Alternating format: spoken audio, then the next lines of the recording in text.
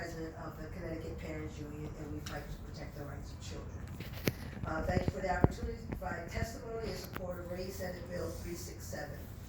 And before I get started, I was reflecting on Representative Fennis' comments earlier when she talked about her oath. And I have a bag of over 200 constitutions because I don't understand how we got this bill as a taxpayer. And it's very important. I'm hearing you discuss ranked choice voting. I hear you talking about campaign finance, and I watch candidates run for office and the amount of time you move from your families.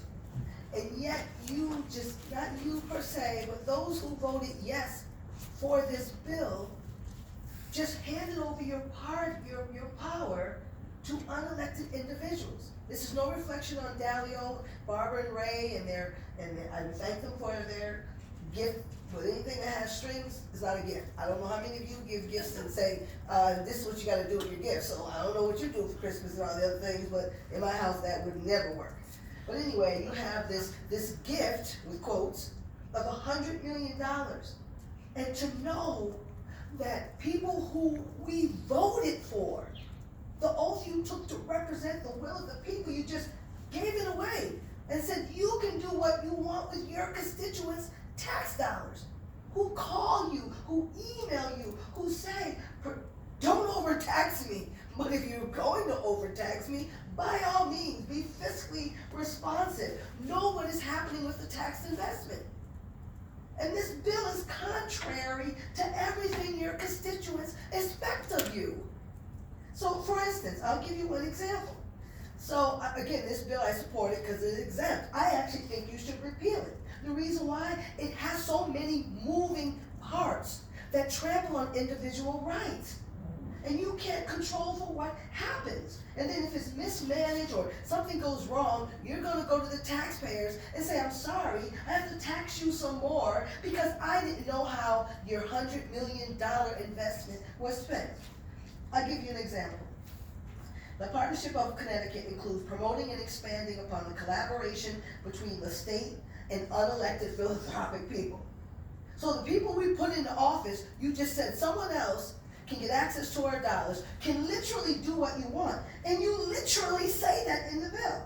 Part of it says, let me see where it goes here. The partnership includes promoting and expanding upon the collaboration. There is no collaboration, there is no partnership. I don't even know why you call it that. Partnership means we're working together, students, parents, community leaders, but there's not about partnership.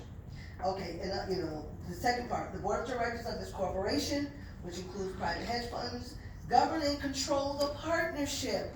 How does an unelected individual control it? You just handed over our state, and you set a dangerous precedent. Because people from the outside can say to Connecticut, guess what? How much do you got in your bank? If you offer them $2 million, $200 million, maybe you can get the chicken, the farm, the land, everything people talking about. And because all you have to do is present a price tag. Can I ask you to summarize? Yes. Okay, so summary. I completely agree with you, but summarize.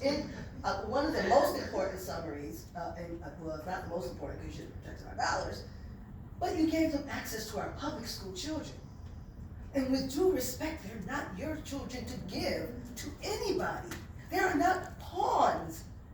And the districts you're talking about going into, the urban districts, most of them have been deemed districts that need school improvement plans. These school improvement plans have to be approved by the State Department of Education. So it's unbelievable to know that you have no conversations, not saying you, but someone needs to have a conversation with the State Department of Education, but you're not. And so you are putting parents in a hard place because you said, this is not what democracy looks like. And I'm asking you just to remember the oath that you took to your constituents. Thank you. Owe them. Thank you. Thank you for your testimony.